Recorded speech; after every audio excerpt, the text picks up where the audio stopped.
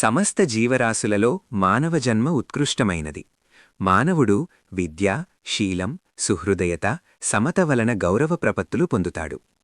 ఆదర్శవంతమైన వ్యక్తిత్వాన్ని, ఔన్నత్యాన్ని, సార్థకతను, ఉత్తమ స్థితిని పొందడం ఎలాగో విద్యార్థులకు తెలియజేయడమే ఈ పాఠం ఉద్దేశం.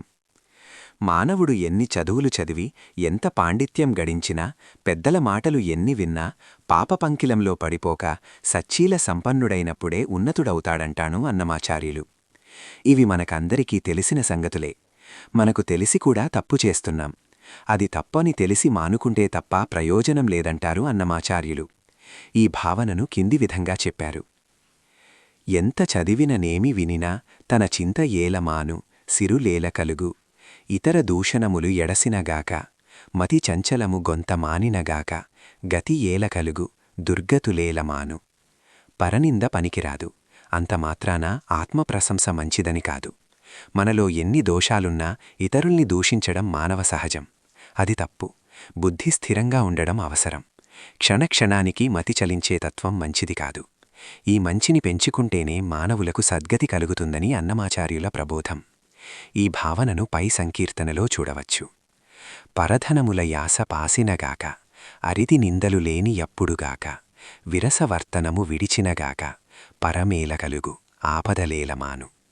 పరధనాపేక్ష పనికిరాదు అన్నారు అన్నమయ్య. ఈనాడు సమాజంలో ఎందరినో చూస్తున్నాం. సులభధనం కావాలి, కష్టం లేకుండా ధనం సంక్రమించాలి, ప్రాణాపాయముంటే ఉండవచ్చుగాక, అయినా కొందరు దోపిడీ మూలంగా సంపాదిస్తున్నారు. ఇది మంచిది కాదు. నిందలపాలు కాకుండా జీవించడం ఉత్తమ లక్షణం. కాని ఒక్కోసారి మన తప్పిదం లేకున్నా నిందలు, ఆనుమానాలు వస్తుంటాయి. అలాంటి వాటికి చోటివ్వకుండా బతకడం ముఖ్యం. ఇది కష్టసాధ్యమే కావచ్చుగాక, కాని అలవర్చుకోవడం అవసరం. సరసజీవనం గడపడం మానవుని మనుగడకు మంచిది. విరసవర్తనం తనకు, తన తోటివారికి దుఃఖాన్ని కలిగిస్తుంది. విరసవర్తనాన్ని విడనాడడమే ముఖ్యం. ఈ మంచి లక్షణాలు కలిగినప్పుడే జీవితం సుఖమయమవుతుంది. అది ఒక వ్యక్తికి మాత్రమే కాదు, సమాజానికంతటికీ ఉపకరిస్తుంది. ఇలాగా అన్నమాచార్యులు నీతిని చక్కని తేట తెలుగు మాటలలో చెప్పి అందరికీ ప్రబోధిస్తున్నారు. కులము, జాతి, మతము వీటికి ఏనాడూ ప్రాధాన్యం లేదు. అయితే స్వార్థపరులు వాటికి భేదాలు, అంతస్తులు కల్పించి సుఖమయ జీవితాలలో చిచ్చుపెడుతుంటారు. ఈనాడు మనం ఆ విషయం గమనించగలం. ఒకవేళ కొందరి కల్పనలో అధిక, హీస అనే తేడా ఉన్నా నిక్కమెరిగినవాడే మహాత్ముడంటారు అన్నమాచార్యులు. ఎన్ని చదివినా, ఎన్ని వేషధారణలు వేసినా అందులో నీతిని గ్రహించి మసలుకోమన్నారు. ఉన్నతంగా ఎదగమన్నారు. అదే జీవిత లక్ష్యం కావాలన్నారు. ఈ భావనను పరిశీలిస్తే తనకేడ చదువులు, తనకేడ శాస్త్రాలు, మనసు చంచల బుద్ధి మానీన, జెడ్డు మానవుండు చదువనాస, వడ్డివారుగాక వదలీన, గుడ్డి కుక్క సంతకు పోయి తిరిగిన, దుడ్డు పెట్లే కాక దొరకేనా, దేవదూషకుడై తిరిగేటి వానికి, దేవతాంతరము తెలిసీన, శ్రీవేంకటేశ్వరు సేవాపరుడుగాక, పావనమతియై పరగీన. ఈ విషయాన్నే తరువాత వేమన్న తన శతక పద్యాలలో కులము కన్నా గుణము మిన్న అని తెలిపాడు. మానవుడు బానిసగా బతకడం కంటే భగవంతునికి దాసుడై ఉండడం మంచిదంటాడు అన్నమాచార్యులు. స్వలాభాపేక్ష కోసం పరులను కొలుచుట కంటే, ఇతరులను యాచించడం కంటే హైన్యము, దైన్యము లేదంటాడాయన.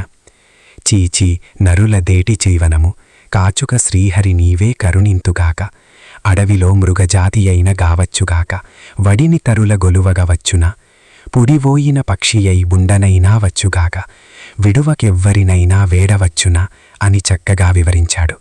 ఒక ప్రాణి అడవిలో జంతువైనా పర్వాలేదు, కానీ ఇతరులకు ఊడిగం చేయడం మంచిది కాదంటారు. అలాగే పక్షిగా జన్మించినా మంచిదే, కానీ పరులను వేడుకోవడం సముచితం కాదంటారు. నిజమే కదా. గరుత్మంతుడు తన బానిసత్వం నుంచి బయటపడడానికి చేసిన ప్రయత్నం ఎంతటిదో మనకు తెలుసు. ఈ ఆధునిక యుగంలో కేవలం వ్యక్తులే కాదు, దేశాలే స్వాతంత్ర్యం కోసం ఎన్నెన్ని త్యాగాలైనా చేసి సాహసించి సాధించాయి. సభ్య సమాజంలో అందరూ సమానమేనని నిరూపించాయి. అయినా కొన్ని స్వార్థపర శక్తులు సమాజాన్ని వీడిస్తూనే ఉన్నాయి. కాని భగవంతుని సృష్టిలో హెచ్చుతక్కువలు లేవు, అందరూ సమానమే. ఈ భావాన్ని అన్నమయ్య కింది విధంగా చెప్పాడు. నిందారరాజు నిద్రించు నిద్రయూ నోకటే అండనే బంటు నిద్ర అదియూ నోకటే దినమహోరాత్రములు తెగి ధనాఢ్యునోకటే వొనర నిరుపేదకును ఒక్కటే అవియు కొరలి శిష్టాన్నములు గొను నాకలొకటే తిరుగు దుష్టాన్నములు తిను నాకలొకటే పరగ దుర్గంధములపై వాయు ఒకటే వరుస బరిమళముపై వాయు ఒకటే కడగి ఏనుగు మీద గాయు ఎండొకటే పుడమి శునకము మీద బొలయు ఎండొకటే అని తెలిపిన అన్నమాచార్యుల సర్వసమానత్వభావం ఈనాడు ఎంతైనా అవసరం. మానవులకు ఏ పనిలోనైనా ఆత్మపరిశీలన ముఖ్యమంటాడు అన్నమాచార్యులు. ఏదైనా మనం సాధించినప్పుడు మన విజయంగానే భావించి గర్విస్తాము. ఓటమి కలిగినప్పుడు, తలచిన పని సాధించలేనప్పుడు ఇతరులను నిందిస్తాము. ఇది మంచిది కాదు. దేనికైనా మానవ ప్రయత్నం తప్పదు, కాని ఫలించినంతనే గర్వించరాదు. అన్నమాచార్యులు ఈ విషయాన్ని చక్కగా వివరించారు.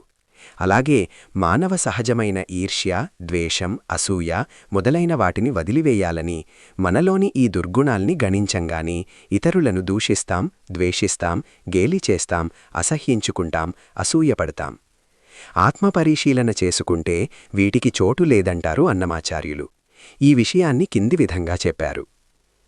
చదివితి దొల్లికొంత చదివేనింకాగొంత ఎదిరినన్నెరుగను ఎంతయిననయ్యో పౌరుల దూషింతుగాని ఒకమారైనా నా దురిత కర్మములను దూషించను.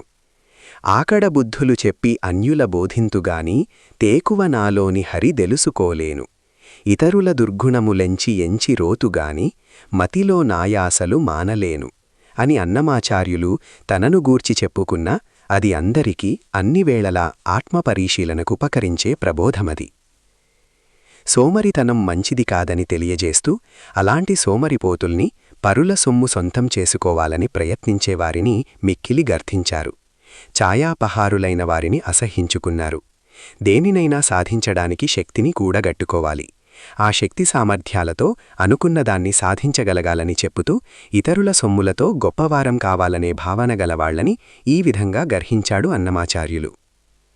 వెర్రులాలా మీకు వేడుక గలిగితేను అర్రువంచి తడుకల్లగరాదా ముడిచివేసిన పువ్వు ముడువ యోగ్యముగాదు బడినోకరు చెప్పిన ప్రతి చెప్పబోతేను అంటూ చాలా కఠినంగానే గర్జించాడు. నిజమే, ఇలాంటి వాటికి దూరమైనప్పుడు నిజశక్తి ప్రకాశిస్తుంది, ఆత్మవిశ్వాసం పెరుగుతుంది, మంచిని పెంచుతుంది. బయటి శత్రువుల్ని జయించే ముందు అంతఃశత్రువులైన అరిషడ్వర్గాల్ని జయించవలసి ఉంది. ఆ అరిషడ్వర్గాలు మనపై అధికారం వహించి మనల్ని వశపరచుకుంటాయి. వాటిని జయించడానికి ఆత్మనిగ్రహం అవసరమని మధురమంజులంగా వివరించాడు అన్నమాచార్యులు. కాయమనే పూరికి కంతలు 9 ఆయా పాయక తిరిగాడేరు పాపపు తలాలులు కాముడనియడి రాజు గద్దెమీద నుండగాను దీము గోపపు ప్రధాని దిక్కులేలేని కోమలపు జ్ఞానమెల్లా కొల్లబోయా నాడనాడ కాముడులైరింద్రియపు కాపులెల్లా నిధివో చిత్తమనే దళవాయి చింతలనే పౌజువెట్టి ఇత్తల విషయములు ఎన్నికిచ్చిలి తుత్తుమురై కోరికల దొండెమురేగగజొచ్చే జొత్తుల వెరగుపడి చూచి బుట్టుగులు. అరిషద్వర్గాలు కామ, క్రోధ, లోభ, మోహ, మద, మాత్సర్యాలు. ఇలా అంతఃశత్రువుల్ని జయించగలిగే శక్తి ఆ భగవంతుడిచ్చి వాటికి అధిపతిని చేశాడట. ఇది అందరికీ అవసరమే. వీటిని జయించడం సాధన వలనే జరుగుతుంది. మానవ జీవితమే ఒక నాటకం. సులభంగా అందరికీ అర్థమయ్యే రీతిలో జీవితతత్వాన్ని తెలిపారు అన్నమాచార్యులు. ఎంత చదివినా, ఎంత విన్నా, ఎంత శాస్త్రచర్చ చేసినా, విజ్ఞానాన్ని సంపాదించినా జీవితంలో రెండే 2 ఘట్టాలు. అవి పుట్టడం, గిట్టడం. తక్కిన నడిమిదంతా నాటకం. నానాటి బతుకు నాటకము కానక కన్నది కైవల్యము పుట్టుటయూ నిజము పోవుటయూ నిజము నట్టనడిమి పని నాటకము నడుమంత్రపు పని నాటకము తెగదు పాపమును తీరదు పుణ్యము నగినగి కాలము నాటకము అని తెలిపి ఈ నాటకమైన బతుకు నుంచి విముక్తి పొందాలని ఆకాంక్షిస్తారు.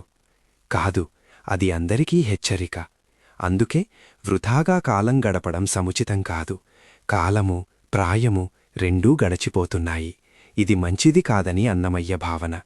ఇది సమస్త మానవాళికి అన్నమయ్య చేసిన కపోతం.